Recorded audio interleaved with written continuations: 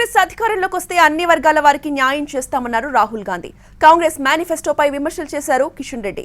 మోడీ ప్రభుత్వంలో సక్సెస్ అయిన పథకాలను రద్దు చేస్తామనడం సరికాదని విమర్శించారు.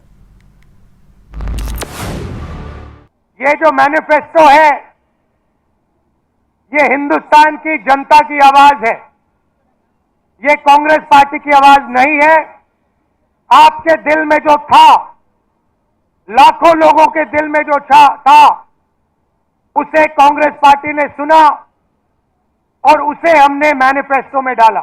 ये पब्लिक सेक्टर में होगी, प्राइवेट सेक्टर में होगी, हेल्थ केयर सेक्टर में होगी, एजुकेशन सेक्टर में होगी, सब सेक्टर्स में हम हिंदुस्तान के युवाओं को 1 साल की अप्रेंटिसशिप 1 लाख रुपए की देंगे। आर्टिकल 370 రద్దు చేస్తాము, అలా వస్తే త్రిపుల్ తలాక్ పునరుద్ధరిస్తాం, లవ్ జిహాద్ చట్టబద్ధం చేస్తాం. ఇంత దిగజారుడు మాట్లాడుతున్నారో ఆలోచించండి.